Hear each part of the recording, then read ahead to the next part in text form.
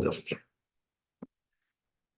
All right, cool. So today we're going to talk. Also, I should probably is my microphone okay, or is it coming in a little quiet? No, it's good. Okay, perfect. So today we're going to talk a lot about SQL, or structured query language, which is a type of database, or more specifically, a type of RDBMS, which is a really fancy term for a relational database management system. So why on earth are we using something that has such a long name and looks so complicated? We'll go into how these files work for SQL databases later. But I want to focus right now on the big picture, which is hopefully what you guys see on the screen with the schema.png. So let's talk a little bit about data and how data is organized.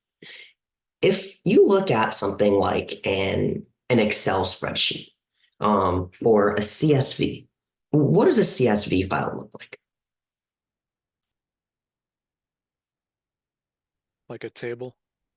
Exactly. A CSV file is basically a table, right? So if I wanted to say like test.csv and what could we do? We could do like name, age, and like ID, right? So you could say like name is like Bob, who is 10 and whose ID is like 145 or something like that. And we could keep going like this. You have a series of uh, columns and rows.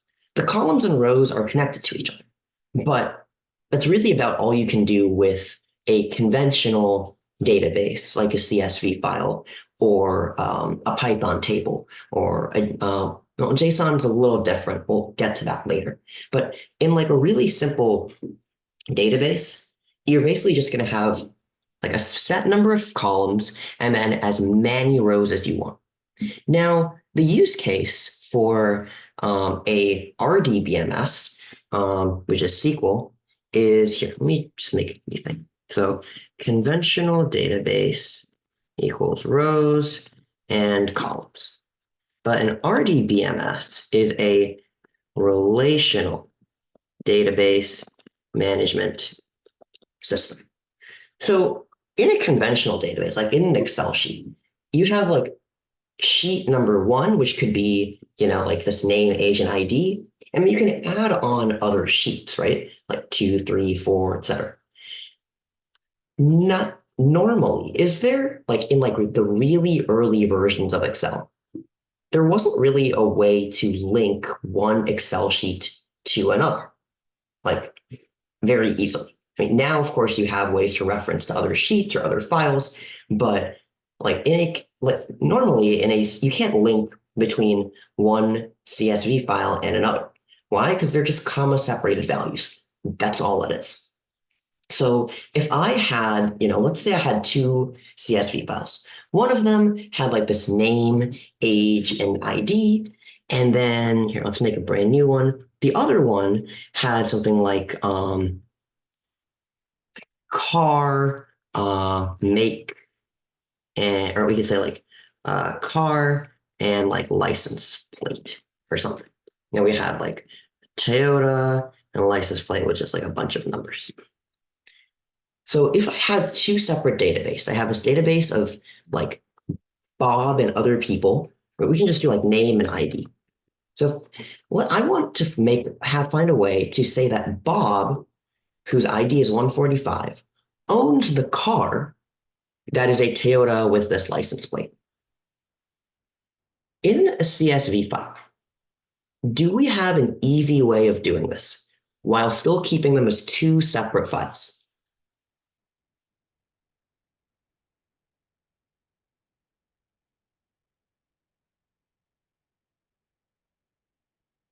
Or I guess to make it a little bit more fun, what would you do to make the connection between Bob and this car obvious between these two files? I would say they'd have to share some type of value. So maybe they both have an ID or they both have a license plate, and then that's how you would figure out which one is which car Bob has. Okay, yeah, so we could say something like But what sort of ID would you use? So would you just say something like connector field or something like something generic to connect them? That or just the ID, something unique, so the license that would be, I guess. Okay, yeah, that could work. So you can do like car, license plate, and then we could just do like ID of the owner, and then that would be like 145 or something like that, right? So yeah, that's a pretty good thought.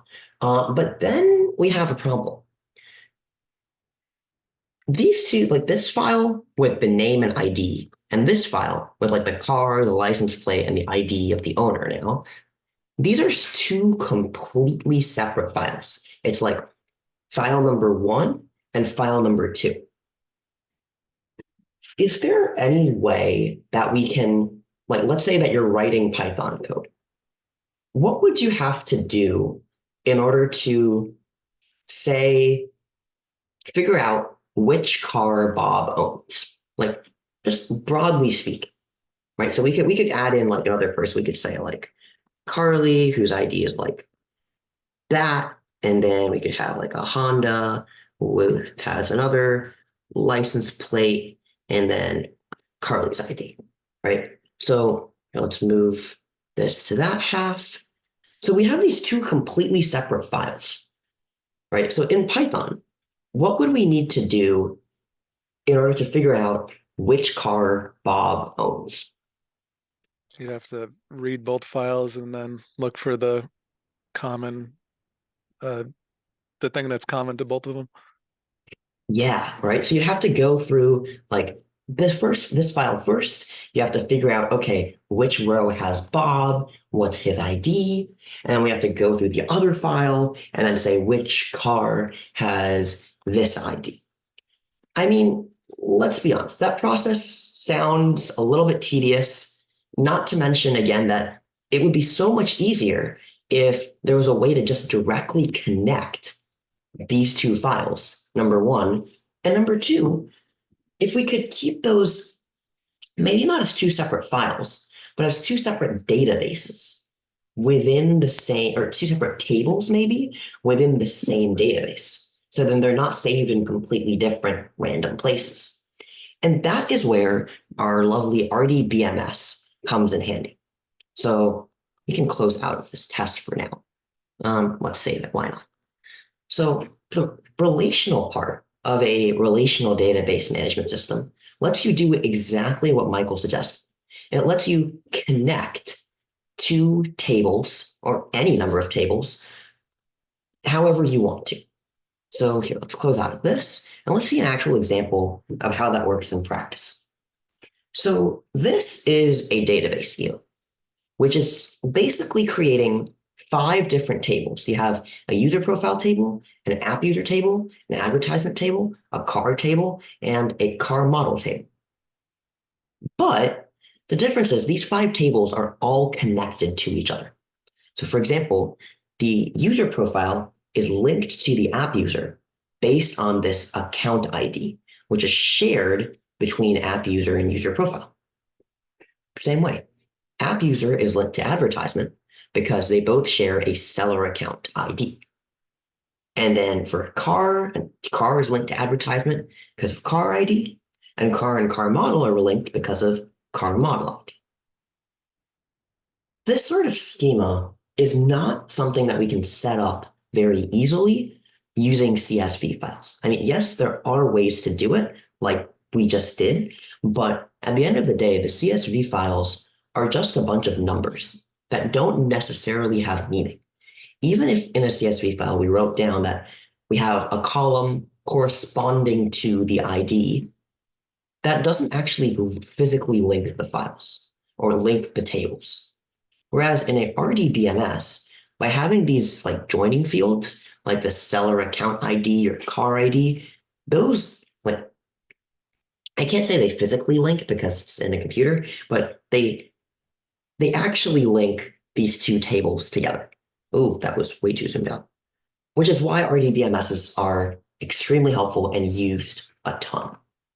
So does the distinction there make sense between like a regular CSV file and a relational database, or essentially a SQL database. Any questions about that?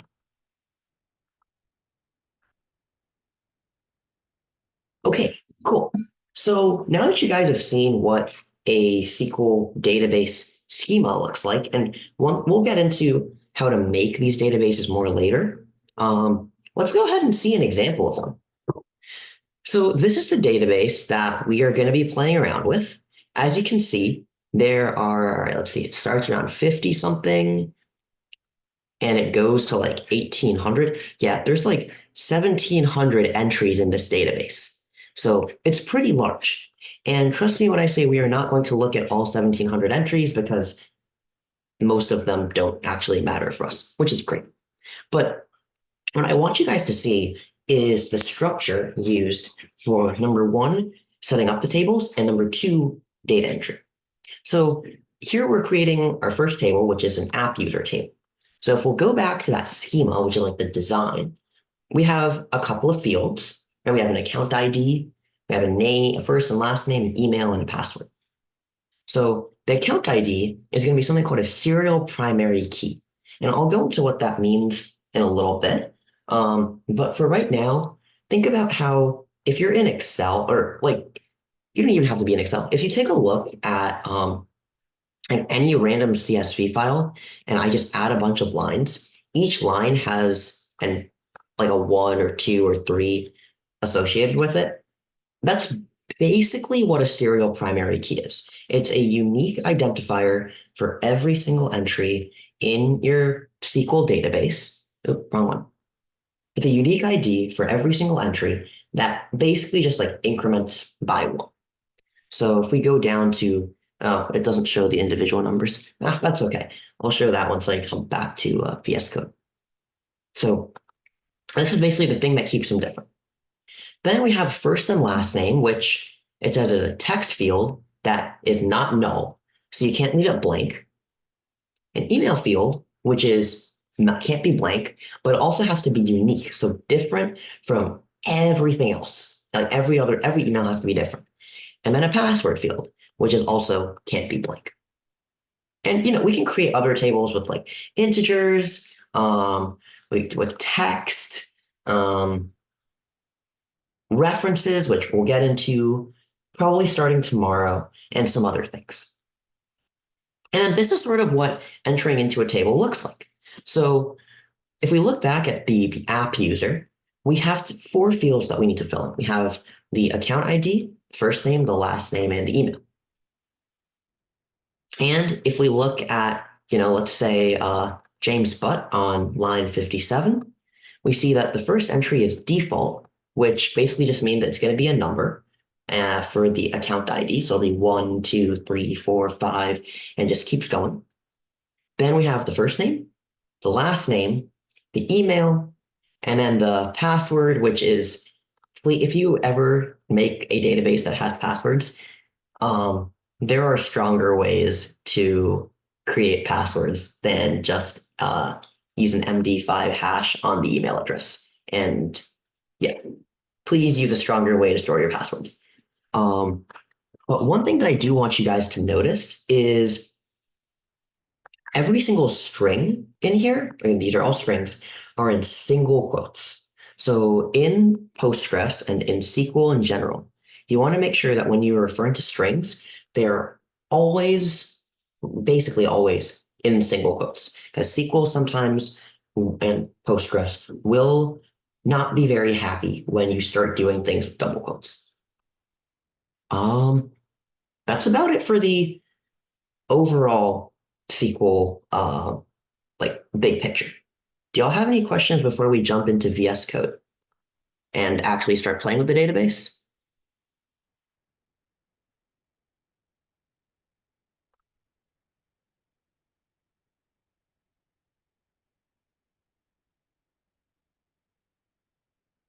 All right, awesome. So let's go ahead and take a look at what we've got here. So I'll just do a quick ls. When we see here, I've got my Docker file, the README, the init.sql, the README, and then the script.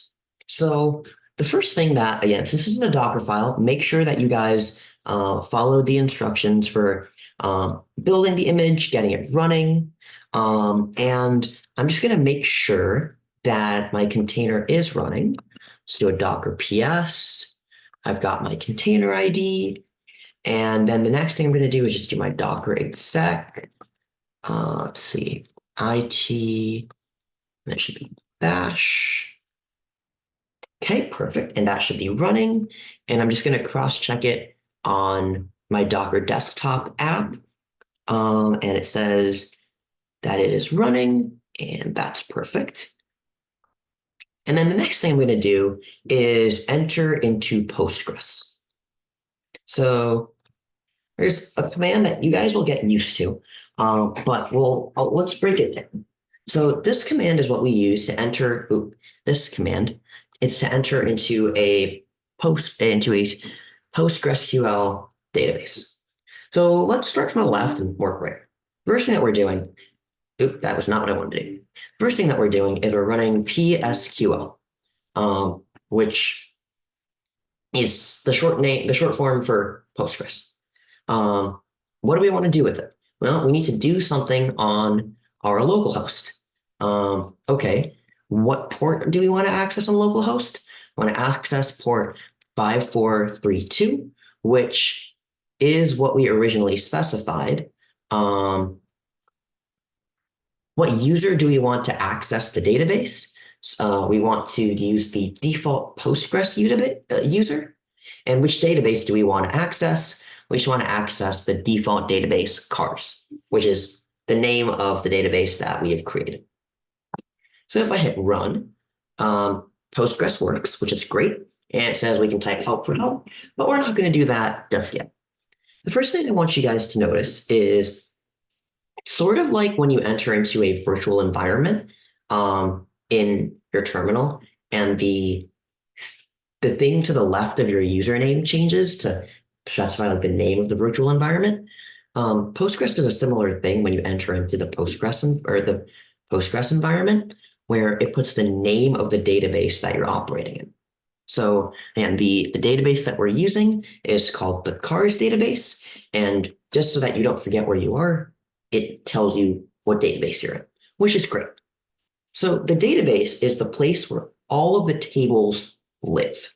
So let's just see what's in our database. So to do that, we can use a /D and hit enter. And these are all of the things that live inside of our database.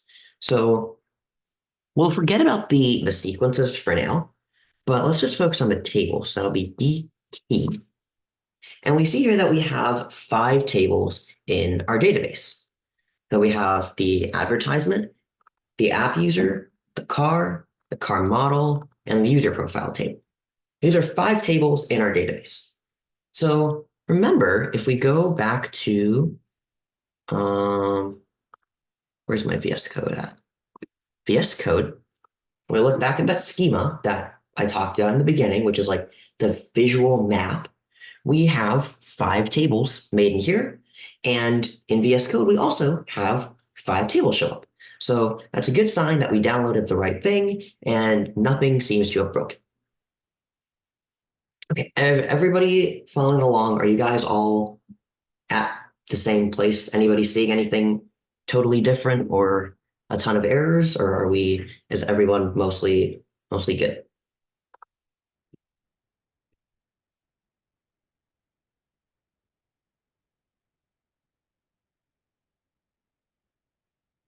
Okay, I'm going to assume folks those who are following along are good. But if there's any problems, feel free to let me know and happy to debug. Okay, so what can we do with a table? Well, obviously we have these tables in here, and usually we'd like to look and see what's inside them. So let's do that. The way that we can look inside a table is by using something called a select statement. So a select statement is literally what it sounds like. We type, also in SQL, it's a good practice to type all of your commands in capitals. And then all of the names for your variables, for your database, for your tables, have all of like the names in lowercase.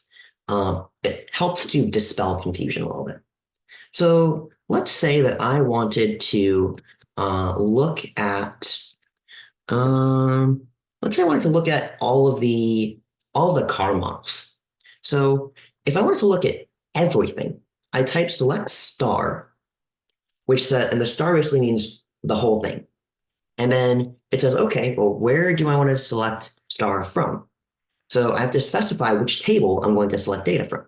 So in this case, we're going to do car model. And then lastly, in SQL, you need to end every single statement with a semicolon. If you don't, then SQL thinks that you're just doing a multi-line statement. So use a semicolon whenever you're done typing a command.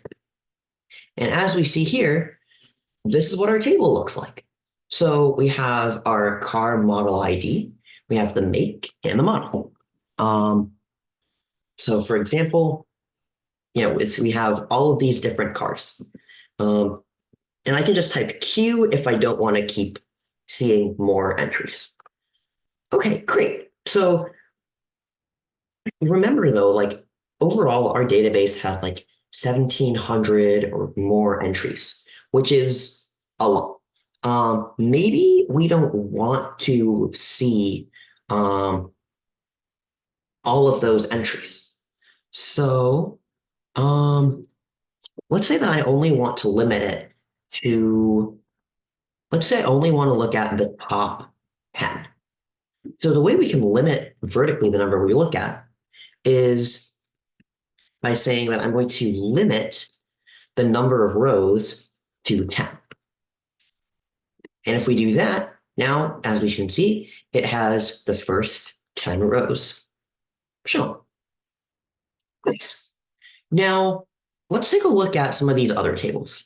Let's look at the first 10 things in advertisement, let's say.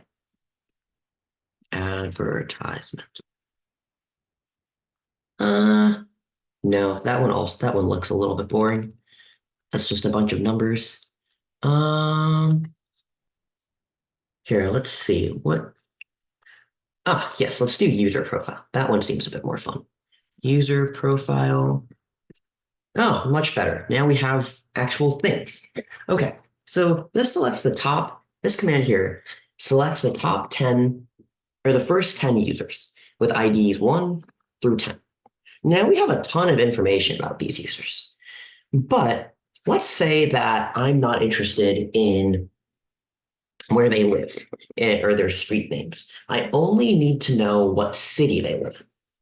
So what I can do, if I only need to know what city they live in, I can just say select city, which will basically, so select city from user profile limit 10 will select only the city column, and it will only select the first 10 things in the city column. And as you can see, it does that, which is nice and handy. So in essence, you're going to, like the way that a command works is going to be select rows from table, limit number of column, select columns from table, limit number of rows. Does that make sense? Any questions about that?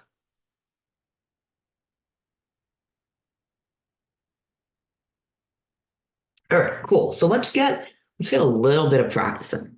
So again, let's just look at those other tables. Here, let's take a look at car.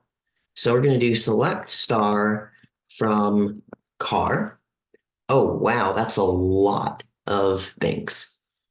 All right, so let's make sure that you guys will be able to work on the problems for today. So, who have I not asked a question to yet?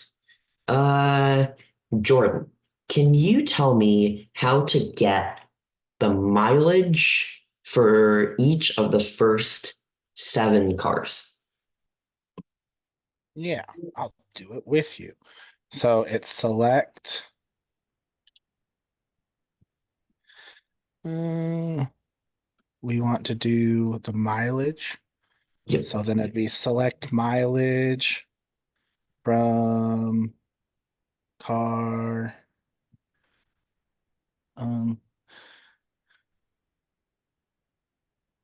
Limit 10. Yeah, limit 10 or limit whatever number, and then semicolon. And that's the top 10 mileages. Solid. Thank you, Jordan. Let's see. Matt Lausch, what about getting let's say the number of owners and the registration number for the first 5 cars? Would be select owners and or number of owners and was it registration number? Yes. So would it be like AND? Yeah. Okay. Let's see. And registration number, and then what comes after that? From car. Okay. And then we'll just do the same thing, limit 10. Ooh, interesting. So it says that we can't use an and the reason for that will become clear a little bit later. But basically, and here is used as a Boolean. So it's like true and false. So that won't work. But you have the right idea. Does anyone want to share how we can specify multiple columns? Do a comma. Comma, perfect. Thank you. Person whose camera I did not see, but you get brownie points for saying that. So we use a comma to delimit between the number of columns, or between the columns that we want to use. So let's hit enter. And yeah, so now that we have the comma, it gives us both. But Matt L, there is going to be a use for and that comes up a little later. So hang on to that. But the comma is the way to go. All right, so we've talked about how to select how to look at an entire table. We've talked about how to look at a specific number of rows and to limit it to specific columns, and how to combine both. So, that's nice and all, but there's gotta be a better way to do it. Like, let's say, I obviously don't want to hand search through the entire cars table for, let's say that somebody gives me this license plate, this PDDU blankety blank. Right now, the only things that we've learned are how to display an entire table with thousands of rows, how to go through and limit the number of rows we look at, and limit which columns. We haven't learned a way to find a specific row until now. So let's say that, you manage this database and somebody goes and says, hey, some person just tried running me over. Their car license plate is PDDU 7458. I need you to find out everything you can about this car. So we use a select statement once again. So we want to find out everything. So we use the star, and then we say from and which table we're looking at, which is the car table. And now we want to specify what their license plate is or their registration number. And to do that, we can use a where clause. And the where clause is where your Boolean comes in. So it's sort of like an if statement. So we'll say where the registration is PDBU, and we'll put that in quotes because that is a number or is a string. And we take a look down here, and now we have all the information we could ever want about the car whose registration number is PDDU 7458. So what did we basically do? Well, we essentially said, okay, go through, think about in Python, you're going to iterate through every single row of a two-dimensional list or a two-dimensional array. And you're going to say, hey, if in this row, the registration number is equal to this string, print it out for me. That's basically what the where part does. So you could say is like select rows from table where condition limit number oh wait, it's select columns, not rows. Columns from table where condition limit number of rows, and then semicolon. I'm just gonna hit enter because this is something that I do want to save, but that's the general syntax that we're going to be dealing with for probably most of the queries that you guys are going to be making. So the thing that we just did is called a query, where you're essentially querying or asking the database, hey, give me the things that fit these parameters. This is the syntax that we're going to follow basically almost every single time. So let's try something else. So let's say, so this car was made in 2000. Let's say I want to figure out all of the cars that were made in 2000. So Sandy, how would you return all of the cars that were made in the year 2000? Oh, select asterisk from cars where manufacture year equals 2000. Shouldn't be in quotes because it's an integer. Limit. That's it. Actually. Yeah, I mean, we could limit it, but I mean, just for now, that's not bad. 13. So we didn't need to, thankfully. But yeah, so that's perfect. Let's see, what other things can we do? Who have I not asked a question to yet? Katya, I don't think I've asked you a question yet, right? Perfect. So can you tell me how you would find all of the cars that have 2 doors or less? Doors or less. Okay, so I would do select star or asterisk from car where number of doors. And I'm making an assumption here. I don't know if these operations would be valid, but maybe a less than 2 and then semicolon. Yeah, I was thinking less than or equal to, but Okay. basically the same thing. So let's see. Wonderful. No cars have less than or equal to 2 doors. Let's just make sure that cars do have less than or equal to 3 doors. And okay, a bunch of them do. So perfect. Sometimes you will get queries that do not give you anything, like the one that I just asked Katya to do. Now, if you're trying to find something in a list in Python and it doesn't end up being found, Python will usually give you an error, right? Or same thing in JavaScript if you're doing a search. In SQL, if it cannot find something that satisfies your query, it will not give you an error. It'll just give you a blank output, essentially. So keep that in mind, because that is something that is a little bit weird if you don't build in the error handling correctly. So if their query doesn't returns no results, if you can't find it, it will not throw an error. Okay, let's take a look at another table. We've spent a lot of time on this one. Let's take a look at this table with BT.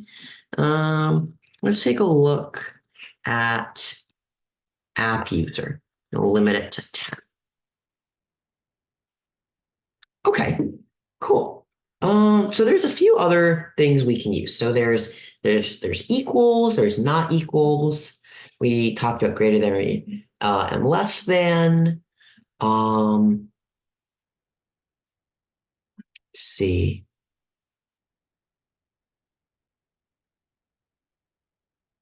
There's also let me just make sure remembering this. Oh yeah, we can also use like and contains, which are used for strings. So let's say I wanted to find all of the app users whose first name starts with J. So we could say select star from app user where first name is like, and then we're going to build a string pattern. So do you guys still remember like the regex unit that we did a while ago? Like string matching? So that's basically what we can use for like or contains.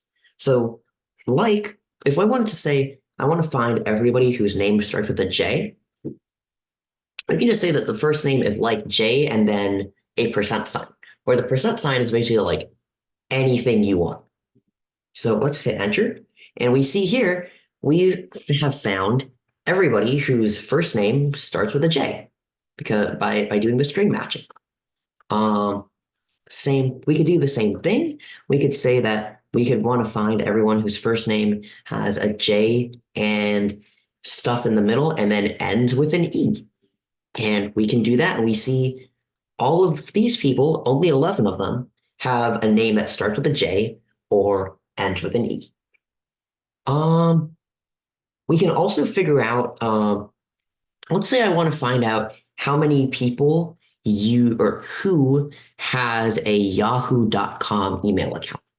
So we can do select star from app user, and we can do this in two ways. So, well, let me ask you guys, Michael Mayer, how would you figure out which people are using a yahoo.com email account using like? I'd do the percent and then yahoo.com. All right, so let's see if that works. Okay, so we get a healthy number of people who still use it. Now, there's another way to do it that doesn't use like, and instead that uses contains. So contains is sort of like checking if the yahoo.com substring is in the email. So if we hit enter, we should get the exact same results. Oh.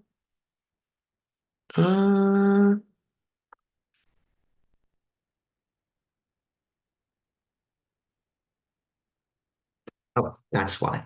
Let's start where it contains. The contains one has a little bit of a different format, if I remember correctly. But let's see if it still works. So it'll be contains and then email yahoo.com.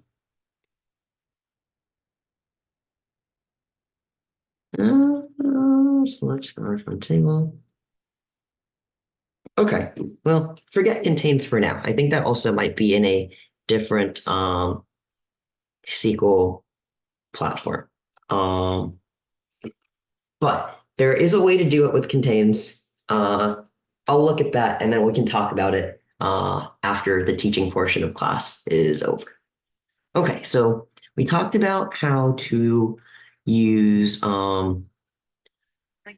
where, we talked about less than, greater than, we talked about like, we should also talk about in. So we can, let's say that we want to find everybody whose first name is Joe. So we would have to say, let's say where first name equals Joe. And let's see if anybody shows up with the first name Joe. No one. Okay. What about the one whose first name is Joseph? All right, we have one person whose first name is Joseph and another person whose first name is Josephine.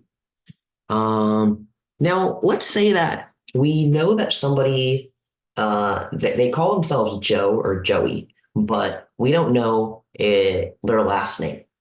So we can check if their first name is in a list of multiple names. We can check if their first name is in Josephine, Joe, or Joseph. And if we do that, it'll essentially combine all three of these because it'll go through and say, hey, is this person's first name? Is it one of these things? If it is, then add it to the output result. We can also do the same thing with an and or an or. So we could say where first name equals Josephine, or first name equals Joseph, and that should do the same thing. And again, it does, but the in syntax is just a slightly easier way to say equals blank or blank or blank. It's just a lot simpler and looks a lot easier to use the in syntax.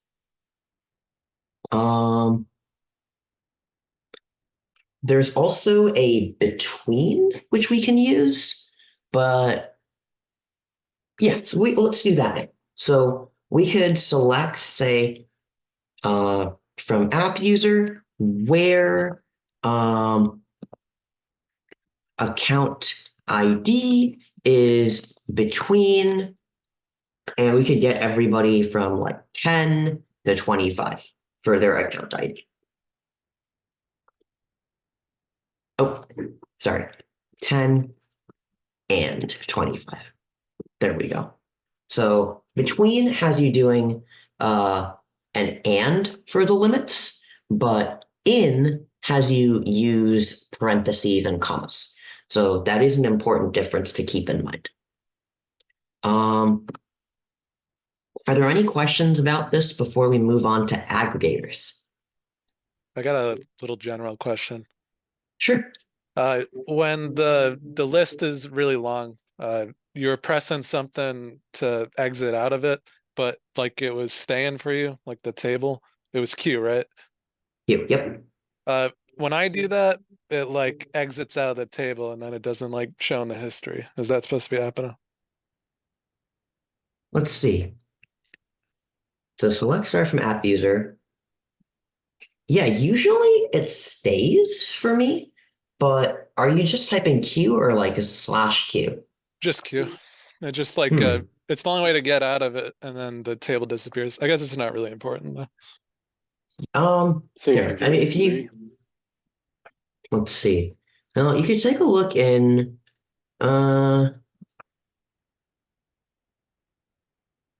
let's see if we can take a look at help one more time.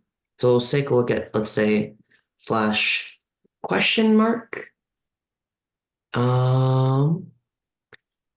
Okay, so general.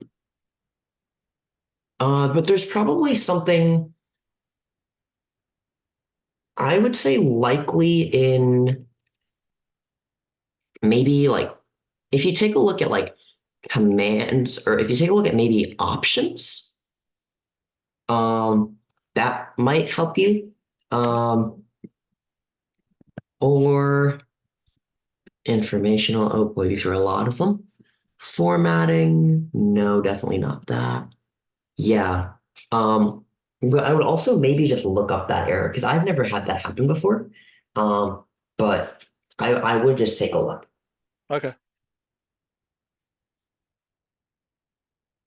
Any other questions before we move on to aggregates and then a little bit of quizzing before we let you guys go?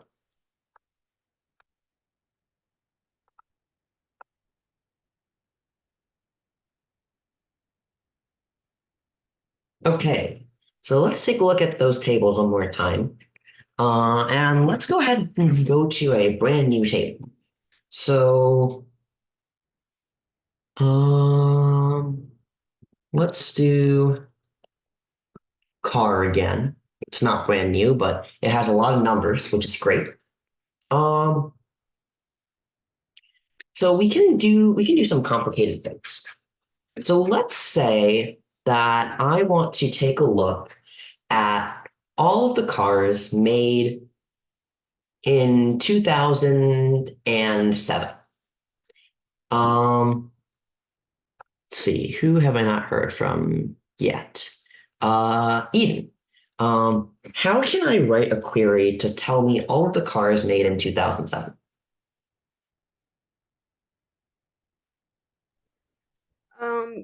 Select asterisk.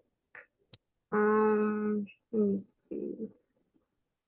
From you said all the cars from 2007. Mhm. Manufacture year. Where manufacture year. And then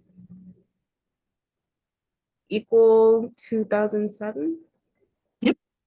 All right, so let's see. All right, so we now know there's 21 cars that were made in 2007. But now I'm going to ask a little bit of a harder question.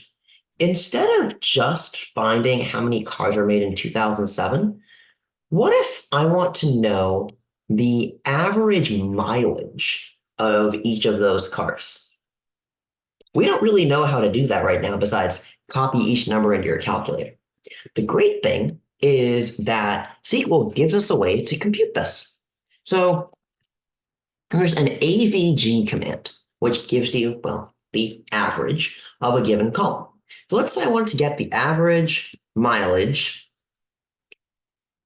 from car where manufacture year is 2007. Essentially what this is doing is it's saying, hey, find me all the cars made in 2007 and give me the average of their mileages. So we can hit enter and we see that the average mileage of all of these cars, these 21 cars, is 78,000 miles. Now, correspondingly, we can figure out the average mileage of all the cars and see how it compares. And we see that it's pretty similar. Now, let's say that I wanted to figure out how many cars were in my database overall. So we could do that by saying select count and star from car. And that tells us that we have 229 cars in our database. Let's see. So that was average. We talked about count. There are some other aggregate functions that we can use as well. So let's see if we can find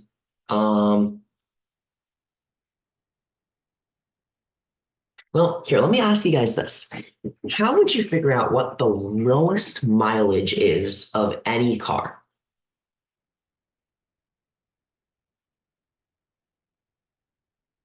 Maybe like a min command.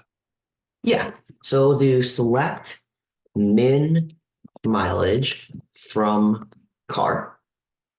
And we see what the minimum mileage is. And then here, I'll ask you guys this after, but a challenge that I want you to think about is how to find the car, like the entire row for the car whose mileage is the lowest mileage of all of them. I'm not going to ask you right now because it's a little involved and I'd like you guys to think about it, but that'll be an additional stretch challenge for the evening. Similarly, we can find the maximum mileage, which is 150,000 miles. And we can also sum all of the mileages together, which is a big number. So we can combine all of these things. So what we could do, for example, is we can say I can sum, or I can get the minimum mileage and the maximum mileage from car where, or let's say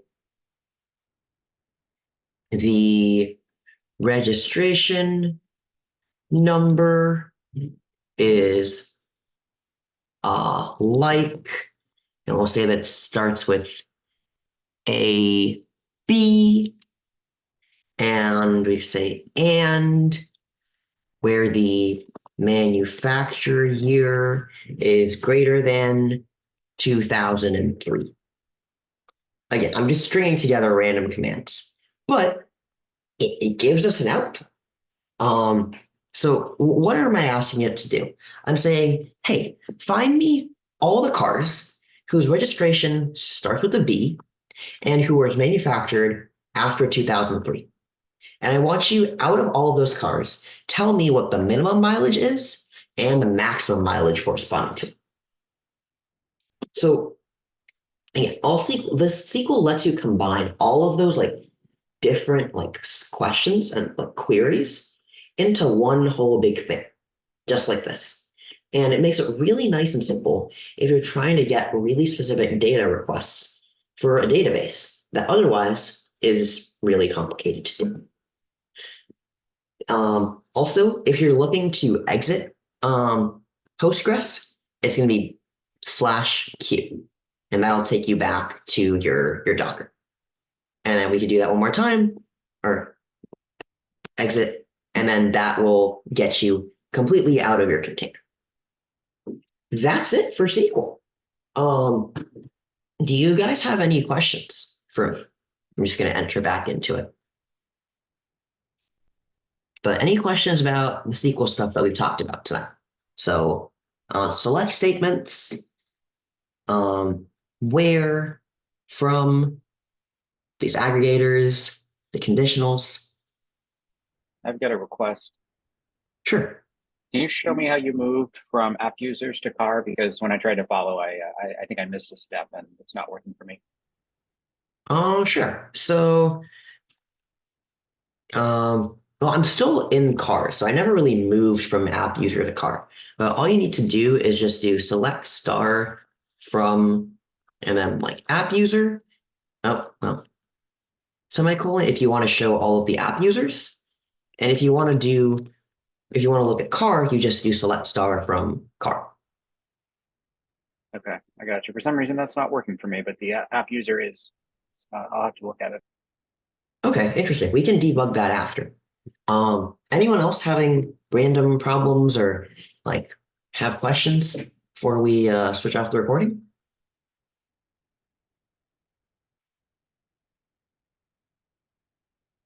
All righty. So